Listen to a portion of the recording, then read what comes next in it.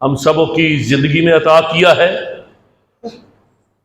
और आज ARP church 190 9AL में फिर आप तमाम बेटे बेटियों, भाइयों और बहनों और अपने बुजुर्गों के दरमियान मौजूद होकर मैं बड़ी खुशी महसूस कर रहा हूं।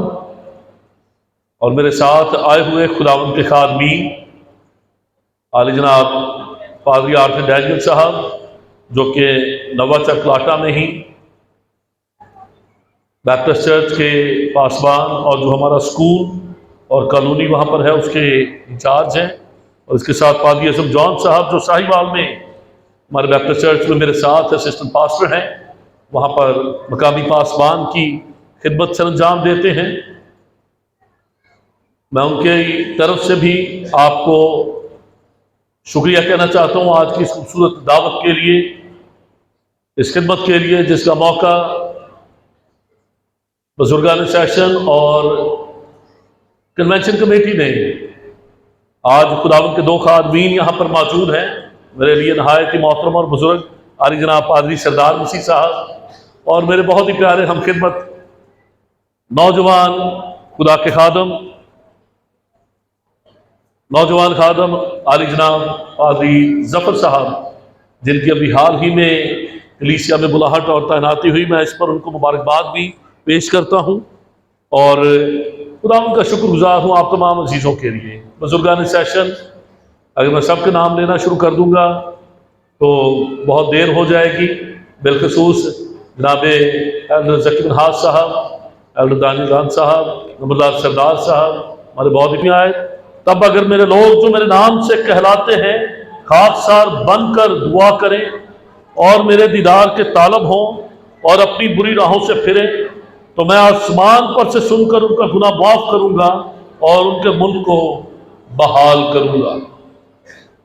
अभी पैगाम से पहले हम एक बहुत खूबसूरत ज़बूर सुन रहे थे जो बहाली का ज़बूर है, और जिसमें खुदावंद खुदा से ये फरियाद की जा रही है, क्या खुदावंद खुदा मुझे बहाल कर, मेरी जान को बचा।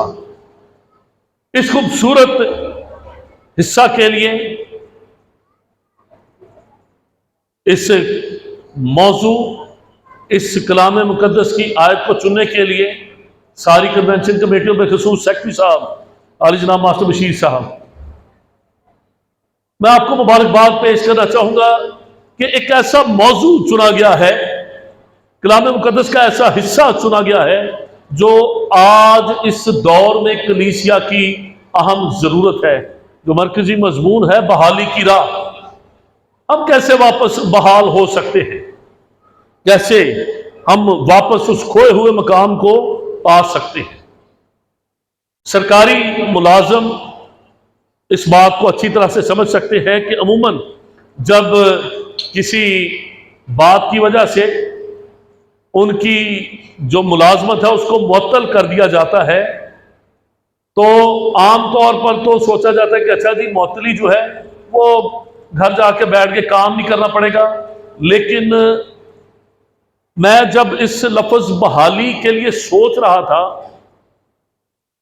खुदा की नजर में और उसके हुजूर में बहाली तो बहुत बड़ी बात है, लेकिन जब मैं इसको सोच रहा था कि कैसे मैं समझाऊं कि बहाली की हमारे अंदर क्या तिशनगी होनी चाहिए, हमें कैसे बेताब और आरजूमंद होना चाहिए कि हम बहाल हो सकें। अगर आप मेरी इस बात को समझ सके कि जब किसी सरकारी मुलाजिम को मुअत्तल किया जाता है तो वो बेचारा बहाल होने के लिए कैसे तगोदो करता है। हमारे दरमियान यहाँ पर सरकारी मुलाजिम भी बैठे होंगे, टीचर्स हैं, या मुझे बहुत दफ़ा जब थाना या पुलिस में हम देखते हैं कि अक्सर औक़ात जब अहलकारों को मुअत्तल कर दिया जाता है तो बेचारे हर तरह की सिफारिश लड़ाते और बड़ी कोशिश करते हैं कि किसी तरह से हम बहाल हो जाएं। तो बहाली की समझ आ रही है? मैं पहले जरा आना चाहते कि हमारे जो नौजवान बेटे और बेटियों बहाली समझ लें कि बहाली क्या है, और वो जो मुअत्तली से बहाली के दरमियान तक का अरसा है कभी आप उस सरकारी मुलाजिम की हालत देखें कि वो किस कदर परेशान होता है, वो किस कदर आर्जुमंद होता है कि पता नहीं मेरा क्या बनेगा, मुझे जल्द अज जल्द वापस मेरी नौकरी पर क्या कर दिया जाए, बहाल कर दिया जाए। मैं बहाली कुछ कुछ समझा पाया हूं? समझ आ रही है जो बात मैं कहना चाहता हूं? मेरे अजीजों, काश के ईमानदार भी अपनी बहाली के लिए वैसे ही आर्जुमंद हो, वैसे ही बेताब हो। काश हमारे अंदर अपनी रूहानी बहाली के लिए भी ऐसे ही जुस्तजू हो। अगर हम अपने उस मकाम को पहचान लें जो ईमानदार का मकाम खुदा की नजर में है, और अगर हम किसी बात से अपने उस मकाम को खो दें, तो एक ईमानदार की जिंदगी बेचैन हो जाती है। वो चाहता है कि मैं बहाल हो जाऊं। ईमानदार को जो ईमान है वो जिंदगी में एक ही बार सौंपा जाता है। बाइबल मुकद्दस से कहती है कि ईमान मुकद्दसों को कितनी बार सौंपा जाता है? एक ही बार सौंपा जाता है। और आज एक जुमला गौर से सुन लें और इसको अपनी जिंदगी में मेरे बेटे और बेटियों हमेशा याद रखना। इस जुमले को गौर से सुन लेना, ये कभी तुम्हें भटकने नहीं देगा। ईमान मुकद्दसों को कितनी बार सौंपा जाता है? एक ही बार सौंपा जाता है। इसलिए इस जुमले को जिंदगी भर याद रखना। पौलुस रसूल ये कहता है, मैंने दौड़ को खत्म कर लिया, मैं अच्छी कुश्ती लड़ चुका, मैंने दौड़ को खत्म कर लिया और मैंने ईमान को महफूज रखा।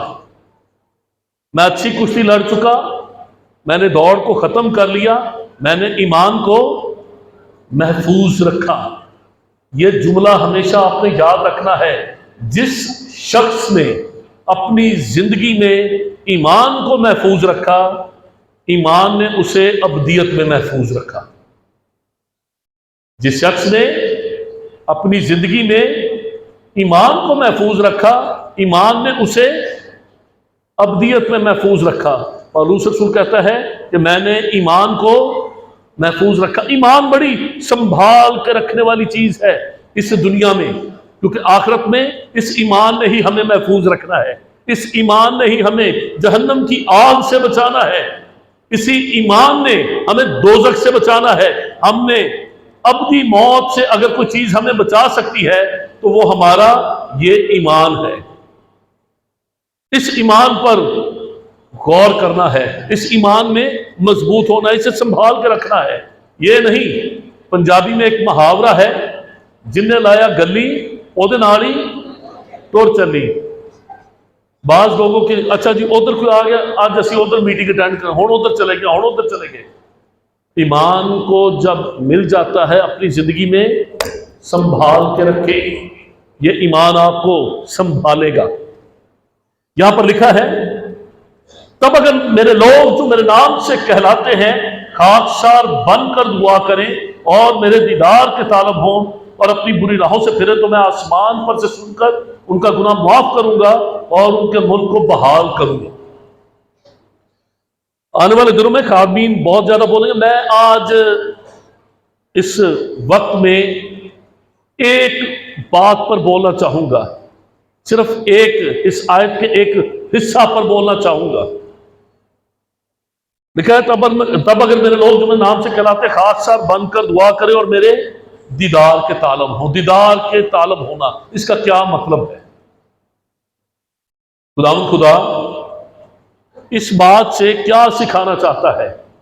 खाकसारी के बगैर, सबसे पहली बात, खाकसारी के बगैर अगर हम अपने आप को मिटाने को तैयार नहीं, अगर हम अपनी खुदी से इनकार करने को तैयार नहीं हैं, तो याद रखें कि खुदा हमें इस्तेमाल नहीं करेगा। मसीह के पीछे आने के लिए, ये तो पुराने अहदनामा में हम देखते हैं खुदा बात कर। बाइबल मुकद्दस की एक बड़ी खूबसूरत बात है कि बाइबल मुकद्दस अपनी तस्दीक आप करती है। खुदा के इस जिंदा कलाम को अपनी तस्दीक के लिए किसी सहारे की जरूरत नहीं, किसी और किताब की जरूरत नहीं, किसी और हवाले की जरूरत नहीं, किसी और इंसान की जरूरत नहीं कि वो इसके लिए क्या कहता है। ये अपनी तस्दीक, खुदा का जिंदा कलाम अपनी तस्दीक खुद आप करता है। हम देखते हैं कि कलाम मुकद्दस के इस हिस्सा में, इस आयत में खुदा क्या कहता है, तब अगर मेरे लोग जो मेरे नाम से कहलाते खाकसार बनकर। सबसे पहली बात यहां पर क्या है? खाकसारी। और खुदावंद यीशु मसीह जब नए अहदनामा में यीशु मसीह आते हो, क्या कहते? जो कोई मेरे पीछे आना चाहे, सबसे पहले वो क्या कहते हैं? सबसे पहले क्या करे? अपनी खुदी से इनकार, खाकसारी। यहां पर भी पहली बात खुदा क्या कहते हैं? तब अगर मेरे लोग जो मेरे नाम से कहलाते हैं, सबसे पहली बात उनको क्या हुक्म है? खाकसार बनकर। और यीशु मसीह भी क्या कहता है? जो मेरे पीछे आना चाहे, सबसे पहला हुक्म क्या है? अपनी खुदी से खाकसारी और खुदी से इनकार। यह बड़ा मुश्किल काम है। और जिस दुनिया में हम रहते हैं, इंसानी जबिलत है, इंसानी फितरत का तकाजा है, हमारे अंदर जो हमारी अना है, जो खुद परस्ती है, वो हमें खुदी से इनकार नहीं करने देती। याद रखें कि खुद परस्त शख्स कभी खुदा परस्त नहीं हो सकता। जो शख्स खुद परस्त है, खुद परस्ती की क्या मतलब है? जो खाकसार होने के लिए तैयार नहीं, जो सबसे पहले कहता है मैं अपनी जिंदगी का बादशाह हूं, जो मेरा दिल चाहता है मैं वो करता हूं। खुद परस्त शख्स कभी खुदा परस्त नहीं हो सकता। और दुनिया का फलसफा क्या कहता है, दुनिया का मंतक क्या कहता है? हमारे बहुत बड़े शायर वो क्या कहते हैं? खुदी को कर बुलंद इतना, खुदी को कर बुलंद इतना कि हर तकदीर से पहले खुदा बंदे से खुद पूछे बता तेरी जात क्या। लेकिन मसीह क्या कहता है? अगर कोई मेरे पीछे आना चाहे तो अपनी खुदी का इनकार करे। अपनी खुदी के बगैर खाकसारी नहीं, और खाकसारी के बगैर खुदा को पसंद आना मुश्किल है। खास जिस हिस्सा की जानब मैं आज आना चाहता हूं और आपके सामने रखना चाहता हूं, लिखा है तब अगर मेरे लोग जो मेरे नाम से कहलाते हैं खाकसार बनकर दुआ करें और मेरे दीदार के तालब हो। दीदार का तालब, दीदार का तालब, दीदार किसे कहते हैं? देखना। दीदार का मतलब क्या होता है? देखना। और यहां पर जो लफ्ज दीदार है, उसका मतलब सिर्फ दूर से देख लेना नहीं, उसका मतलब सिर्फ दूर से देख लेना नहीं। किसी को देख लेने में और दीदार में क्या फर्क होता है? दीदार का मतलब होता है आमने सामने बैठकर देखना। इस तौर पर देखना कि जब कोई और ना हो, जब दो इंसान एक दूसरे को आमने सामने इस तौर पर देखते हैं कि फिर उनको किसी और का होश नहीं रहता और कोई उन दोनों के दरमियान मौजूद ना हो, उसे दीदार कहते हैं। आमतौर पर तो देखना, आप मुझे देख रहे हैं, मैं आपको देख रहा हूं, इसको सिर्फ देखना कहते हैं। लेकिन दीदार का मतलब क्या है? देखना दीदार से कैसे मुख्तलिफ है कि जब दो शख्सियात एक दूसरे को ऐसे देख रहे हैं कि फिर उनका ध्यान, ज्ञान, उनका तन, मन, धन एक दूसरे में है, फिर उनको दुनिया की और कोई चीज नहीं सूझती, उनको दुनिया की कोई और बात नजर नहीं आती। वो एक दूसरे में मगन होकर एक दूसरे को देखने से दीदार कहते हैं। क्या लिखा हुआ है? तब अगर मेरे लोग जो मेरे नाम से कहलाते खाकसार बनकर दुआ करें और मेरे दीदार के तालब हों। हम लफ्ज दीदार को जब देखते हैं तो दीदार खुदा को देखना, मिलना, उससे मुलाकात करना, उससे बातचीत करना है।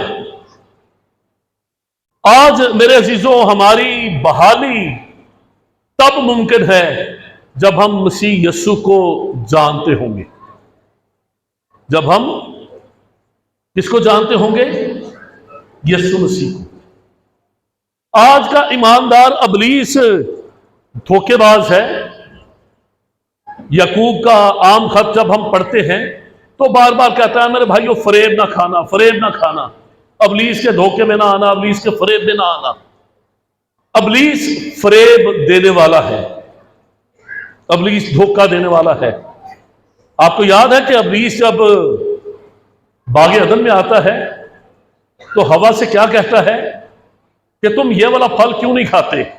वो कहती खुदा ने हमें इजाजत दी हुई है कि तुम सब फल खाना लेकिन ये ना खाना। वो हवा को क्या धोखा देता है कि हाँ खुदा ने तुम्हें इसलिए मना किया है क्योंकि वो जानता है कि जिस रोज तुमने ये फल खाया तुम किसकी मानद हो जाओगे? खुदा ताला की मानद। क्या ये सच था?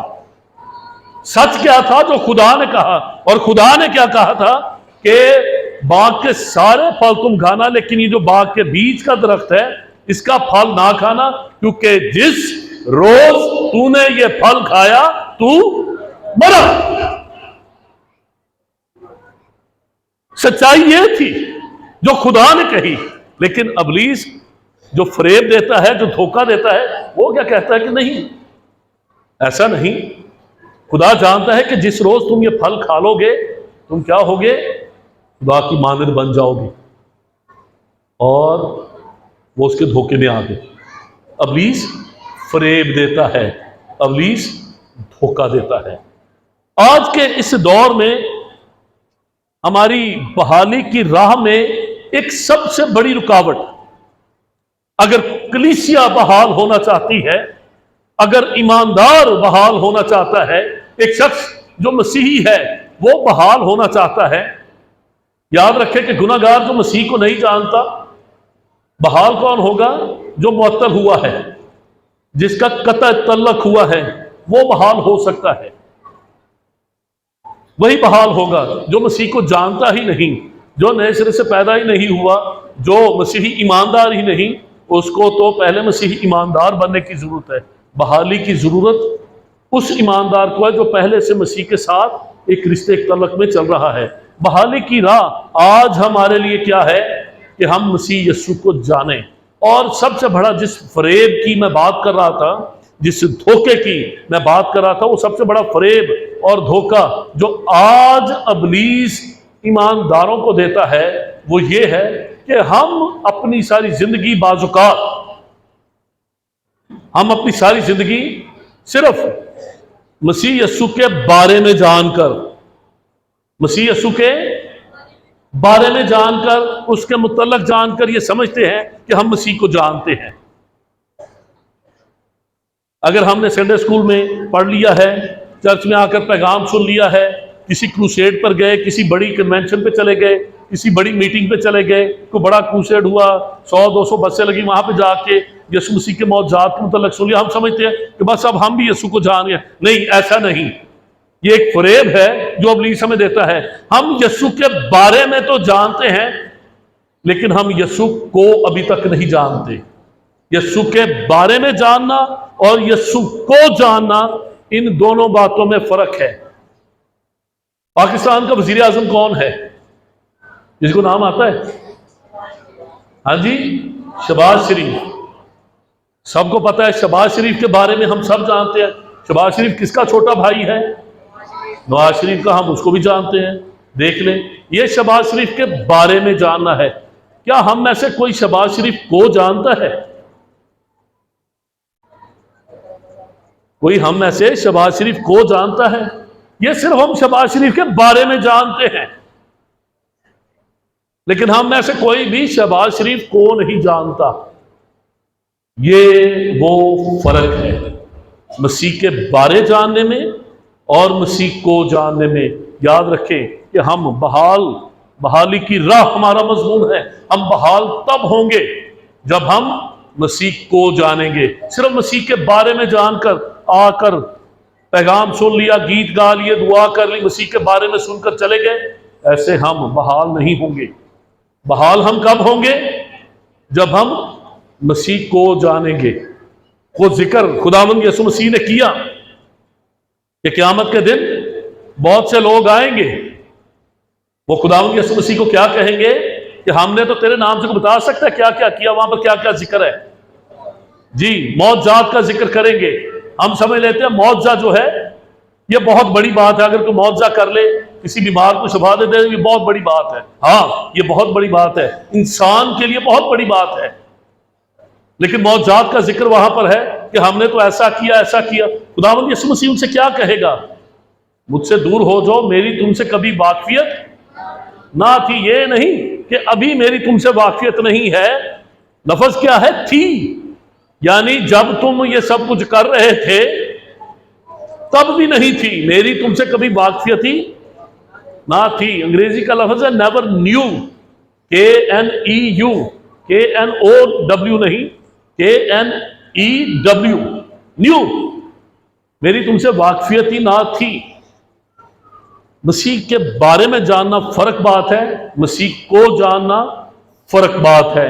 मेरे अजीजों, एक हवाला आपके सामने रखना चाहूंगा, पढ़ूंगा नहीं, वक्त बहुत ज्यादा हो चुका है। ये हम 7वें बाब में, 5 साल 7वें बाब की आयत है जब हम पढ़ रहे हैं, 7 बाब 14वीं आयत है। आपने वाकया सुना होगा, अगर 8वें बाब को पढ़ लें, दूसरा तवारीख उसका 8वां बाब, सुलेमान की कारगुजारियां, और फिर अगर 9वां बाब पढ़ लें, हमारा खास है जो मैं चंद मिनट बोलूंगा, वो 9वें बाब में पूरा वाकया मिलता है, आप घर जाके पढ़ सकते हैं। ये सबा की मलका सुलेमान की मुलाकात को आती है, वो वाकया है। किस किस ने सुन रखा है ये वाकया? किस किस को पता है? जो सबा की मलका है उसने सुलेमान की शोहरत सुनी और लिखा है कि उसने जब सुलेमान की शोहरत को सुना तो मुश्किल मुश्किल सवाल लेकर सुलेमान को मिलने आ गई। उसको पता चला कि बनी इस्राइल का एक ऐसा बादशाह है जिसकी हिकमत, वैसी हिकमत दुनिया में और किसी के पास नहीं, वैसी शान और शौकत किसी और के पास नहीं, वैसा जाहो जलाल किसी और के पास नहीं। उसके मुंह से ऐसी हिकमत की बातें निकलती है, दिल करता है कि बस उसका मुंह देखते रहो और वो बातें सुनते रहो। और फिर एक वक्त आता है जब उसने सुलेमान के बारे में बहुत कुछ सुन लिया और बिल आखिर वो रह ना सकी। उसने कहा कि मैं जाऊंगी और सुलेमान को मिलूंगी, ताकि सिर्फ उसके बारे में नहीं बल्कि सुलेमान को जानूं। और फिर लिखा है कि वो बहुत बड़ी जरोर ऊंटों के साथ, जिन पर मसाला और बाफरात सोना और जवाहर थे, यरूशलेम में आई। अकेली नहीं आई सिर्फ सुलेमान बादशाह को मिलने, बहुत से हीरे जवाहरात, सोना और मसाले और चीजें लेकर, मलका थी अपने मुल्क की, बहुत सा सामान लेकर आई। और आकर वो सवाल जो उसने सोच रखे थे, लिखा है आकर उसके दिल, लिखा है यरूशलेम में आई और सुलेमान के पास आकर जो कुछ उसके दिल में था उसकी बाबत उससे गुफ्तगू की। सुलेमान ने उसके सब सवालों का उसे जवाब दिया और सुलेमान से कोई बात पोशीदा ना थी कि वो उसको ना बताता। सुलेमान ने हर एक बात का उसको जवाब दिया। वो इतनी मुतासर हुई, इतनी मुतासर हुई। मेरी बात में मेरे साथ साथ चलिएगा। अभी तक सिर्फ उसने सुलेमान के बारे में जाना था। यरूशलेम में आने से पहले उसने सिर्फ सुलेमान के बारे में सुना था, वो सिर्फ सुलेमान के बारे में जानती थी। जब आके सुलेमान को जाना, जब उसकी बातें सुनी, उसके जवाब सुने, उसके महल को देखा, उसकी शान और शौकत, उसके मुलाजमों को, उनका बैठना उठना, उनके अदब अदाब और उसकी बातचीत सुनी, तो देखिए आगे क्या लिखा है। जब सबा की मलका ने सुलेमान की दानिशमंदी को और उस घर को जो उसने बनाया था, उसके दस्तरख्वान की नेमत, गौर से सुनिएगा, जो सुलेमान के दस्तरख्वान की नेमत और उसके खादमों की नशिस्त और उसके मुलाजमों की हाजिरबाशी और उनकी पोशाक और उसके साकियों और उनके लिबास को और उस जीना को जिससे वो खुदावंद के मस्कन को जाता तो देखा, तो उसके, ये मैं अपनी तरफ से नहीं कह रहा, बाइबल मुकद्दस में क्या लफ्ज लिखा है, उसके होश उड़ गए। पंजाबी में क्या कहते, खाने हो गई, होश उड़ गए। सिर्फ पहले सुलेमान के बारे में जानती थी। जब सुलेमान को जानना शुरू किया तो क्या लिखा है, उसके होश उड़ गए। और फिर क्या कहती है 5वीं आयत में, नामे बाब की पहली दूसरी तवारीख नामा बाब उसकी 5वीं आयत में लिखा है, और उसने बादशाह से कहा कि वो सच्ची खबर थी जो मैंने तेरे कामों और तेरी हिकमत की बाबत अपने मुल्क में सुनी थी, तो भी जब मैंने आकर अपनी आंखों से ना देख लिया, जब तक मैंने आकर अपनी आंखों से ना देख लिया, उनकी बातों को बावर ना किया। और देख, गौर से सुनिएगा ये बात जो वो कह रही है, जब उसने सुलेमान के बारे में सुना था तब क्या कहती है, और जब आके सुलेमान को जान लेती है, लिखा है इन बातों को बावर ना किया था, और देख जितनी बड़ी तेरी हिकमत है उसका आधा बयान भी मेरे आगे नहीं हुआ। तू इस शोहरत से बढ़कर है जो मैंने सुनी थी। इकरार कर लेती है। क्या इकरार करती है कि जो मैंने सुना था वो तो आधा भी नहीं था। जो मैंने तेरी शोहरत सुनी थी, तू तो उससे बहुत बढ़ के है। और फिर सबा की मलका, जो बड़ी शानदार मलका थी, जो ऊंटों पर सोना, हीरे, जवाहरात और बेशकीमत तोहफे, मसाले उसके लिए लेकर आती है, उसे क्या कहती है, खुशनसीब हैं तेरे लोग और खुशनसीब हैं तेरे ये मुलाजम जो सदा तेरे हजूर खड़े रहते हैं। एक मलका लेवल चेक करें, मेयार चेक करें। मलका है और तारीफ किन की कर रही है, खुशनसीब किन को कह रही है? क्या शहजादों को, क्या शहजादियों को, क्या उसके वजीरों को? किनको खुशनसीब कह रही है? एक तरफ मलका है जो शानदार मलका है, मशहूर जमाना सबा की मलका, और वो किनको खुशनसीब समझती है? कहती है खुशनसीब हैं तेरे ये मुलाजम। मलका किनको खुशनसीब कह रही है? मुलाजमों को, जो सदा तेरे हजूर खड़े रहते और तेरी हिकमत सुनते हैं। और फिर मुबारक किसे कहती है? कहती है खुदावंद तेरा खुदा मुबारक हो जो तुझसे ऐसा राजी हुआ कि तुझको अपने तख्त पर बिठाया, ताकि तू खुदावंद अपने खुदा की तरफ से बादशाह हो, चूंकि तेरे खुदा को इस्राइल से मोहब्बत थी। ये वो मलका है जो पहले सिर्फ सुलेमान के बारे में जानती थी। जब आकर सुलेमान को जाना तो फिर वो ये नहीं कहती कि सुलेमान तू खुशनसीब है, बादशाह तू खुशनसीब है। बादशाह तक तो वो पहुंच ही नहीं सकती। वो उसके मुलाजमों को, वो लोग जो उसकी खिदमत करते हो, कहती यही खुशनसीब है, ये भी खुशनसीब है। मसीह को जानना हमारी जिंदगी बदल देता है। मसीह को जानना, मसीह के बारे में नहीं, मसीह को जानना। मसीह को हम कैसे जान सकते हैं? मसीह को जानने के लिए जरूरी है कि हम उसके साथ वक्त गुजारें, वो हमारी जिंदगी में आए। खुदावंद यीशु मसीह ने क्या कहा? देख मैं दरवाजे पर खड़ा हुआ, मैं दरवाजे पर खड़ा हुआ, दरवाजा को क्या करता हूं? खटखटाता हूं। देख मैं दरवाजे पर खड़ा हुआ, दरवाजे को खटखटाता हूं।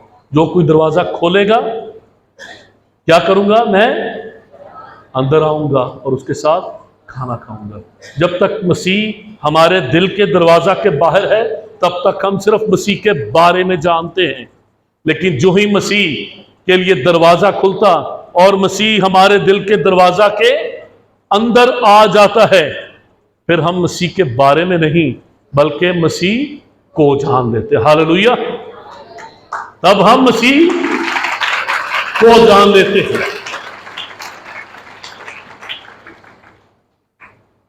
अपनी अपनी जिंदगी में गौर करें, अपनी अपनी जिंदगी में गौर करें कि आज तक क्या हम सिर्फ मसीह के बारे में जानते थे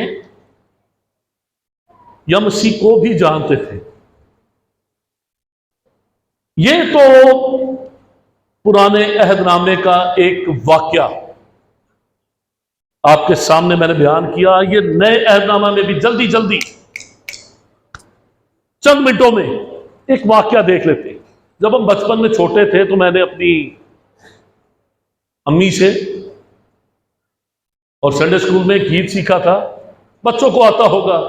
एक छोटा आदमी जकई था, वो ऊंची आवाज में बताओ बच्चों मुझे। एक छोटा आदमी जकई था, वो छोटा छोटा आदमी था। वो गुलर के दरख्त पर चढ़ गया और यीशु को देखना चाहा। यीशु ने उससे कहा, आए जकई नीचे उतर आ, मैं तेरे घर को जाता हूं। ये जकई जो है, यह पहले सिर्फ यीशु के बारे में जानता था, इसने यीशु के मुतल्लिक सुन रखा था। इसीलिए जब यीशु के बारे में जानता था तो यीशु को देखना चाहता था। कद बहुत छोटा था, पैसा बहुत ज्यादा था, लोगों भीड़ को परे ना हटा सका। उसने देखा कि यीशु ने यहां से गुजरना है, वो पहले ही वहां पर एक दरख्त के ऊपर चढ़ गया और दरख्त के ऊपर चढ़कर यीशु को देख रहा है। यीशु सब कुछ जानता है। मेरे दिल में क्या है वो जानता है, तुम्हारे दिल में क्या है यीशु जानता है, तुम्हारे दिल में क्या है यीशु जानता है। यीशु नीचे से गुजर रहा है और जब वो ऊपर नजर डालता है तो जकई ऊपर है। और खुदावंद यीशु मसीह क्या कहते हो, सारी भीड़ को छोड़ के कहते, आए जकई नीचे उतर आ, आज मुझे तेरे घर जाना जरूर है। जब खुदावंद यीशु मसीह जकई के घर जाते हैं, जकई खुशी से निहाल हो जाता है, खुश हो जाता है। जकई क्या करता था, वो महसूल लेने वाला था। और महसूल लेने वाले यीशु मसीह के उस दौर में, आज से 2000 साल पहले, महसूल लेने वाले बहुत बुरे लोग समझे जाते थे, बहुत बुरे समझे जाते थे कि ये शख्स महसूल। खुदावंद यीशु मसीह पे एक दफा ये इल्जाम भी लगा कि ये तो महसूल लेने वालों के साथ खाता पीता है, बैठता है। पता है ना, यीशु मसीह पर यह भी एक एतराज था कि ये महसूल लेने वालों के साथ बैठता है। जब खुदावंद यीशु मसीह जकई के घर जाते हैं तो जकई पहले सिर्फ यीशु के बारे में जानता था। वो जकई जो लोगों को लूटता था, वो जकई जो लोगों को बर्बाद करता था, वो जकई जो लोगों पर जुल्म करता था, जो उनसे ना हक लेता था। जब यीशु उसकी जिंदगी में आ जाता है, जब वो यीशु को जान लेता है, बड़ा खूबसूरत गीत, जानता हूं यीशु को मैं, मुझको बचाने आया है। एक और बड़ा प्यारा गीत हम गाते हैं, जब से प्यारा यीशु आया मेरा जीवन। जीवन तब बदलेगा जब यीशु जीवन में आएगा। यीशु के मुतल्लिक सुनकर, देखकर, सिर्फ पढ़ के जीवन नहीं बदलेगा। जीवन कब बदलेगा, जब प्यारा यीशु मेरी जिंदगी में आएगा। बहाली कब होगी, जब यीशु को जान लेंगे, जब यीशु के बारे में जान लेंगे। बारे में जान लेने से नहीं, यीशु को जानकर।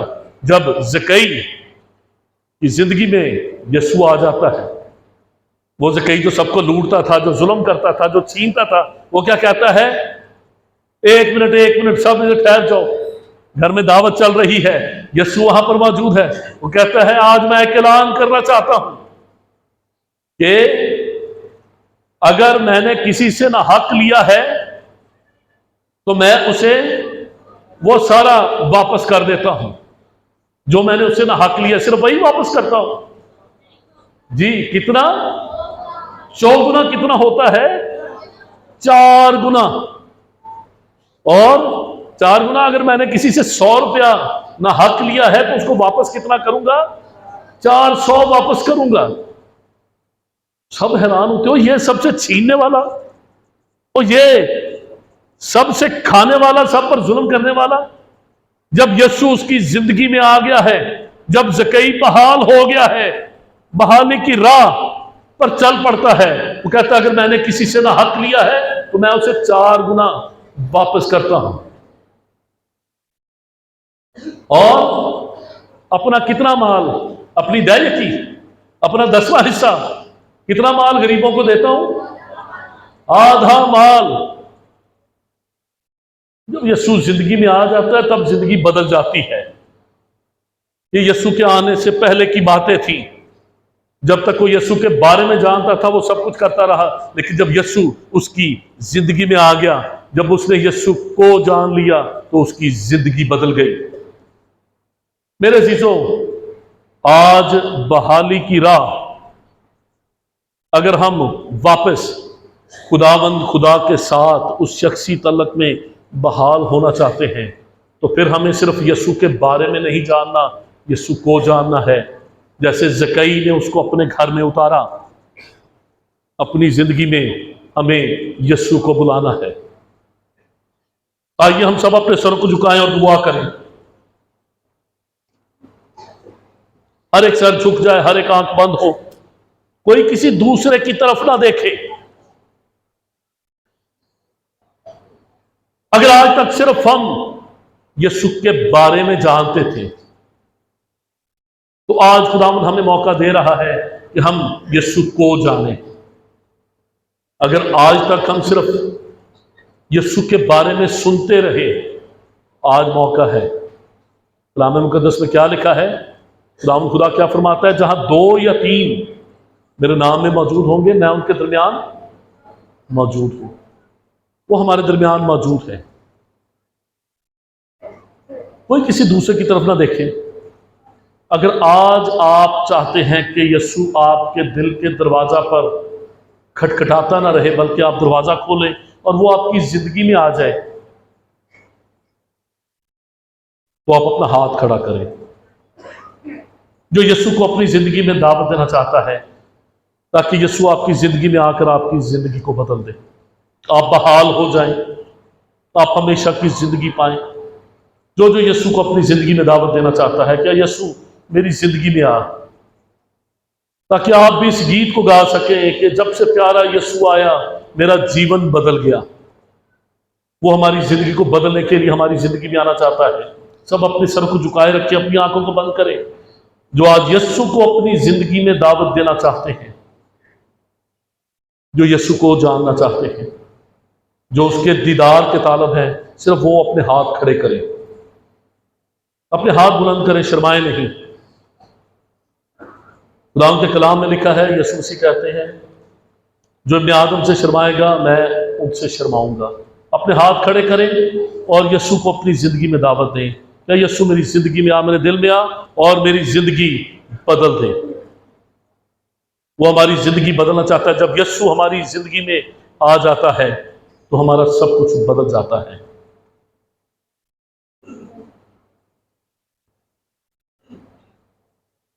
जिन्होंने हाथ खड़े किए हैं, यीशु को अपनी जिंदगी में दावत देते हुए इस दिन को हमेशा याद रखें। प्यार से भरे हुए आसमानी बाप, हम तेरा शुक्र करते और तुझे सजदा करते आज के इस दिन के लिए, तेरी दी नेमत और बरकतों के लिए। खुदा तेरे बेटे हमारे निजात दहिंदा खुदा इस मसीह के लिए, जिसके वसीला से वो हमारा आसमानी बाप है। और जैसे बाप अपने बेटों पर तरस खाता है, वैसे ही वो हमसे हमारे कामों के मुआफिक नहीं बल्कि अपने फजल के मुआफिक सलूक करता है। आज आए खुदावंद, जिन्होंने अपने हाथ तेरे हजूर में खड़े किए हैं, इन पर फजल कर, ताकि ये यीशु को जाने, यीशु इनकी जिंदगी में आए और इनकी जिंदगी बदल जाए। आए खुदावंद, ये बहाल हो और तुझसे बरकत पाए। तेरे बेटे हमारे निजात दहिंदा खुदावंद यीशु मसीह के कफारा के लिए, उसके खून के लिए जो हमें गुनाहों से पाक और साफ करता है, पूरी तरह शुक्र करते हैं। दुआ करते हैं कि उस कफारा के वसीला से हमारे गुनाह माफ हो। यीशु जो हमारी जिंदगी का खुदावंद है, हम उसके वसीला से हमेशा की जिंदगी पाएं। इनकी जिंदगियां यीशु के खून में महफूज हों। इनकी रूह, जान और बदन यीशु के खून में महफूज रहे, प्लीज इनका नुकसान ना करने पाए। खुदा इनके साथ होना। हमारी इस दुआ को सुन और कबूल कर। ये दुआ मांगते हैं तेरे बेटे हमारे खुदावंद यीशु मसीह के नाम में, आमीन।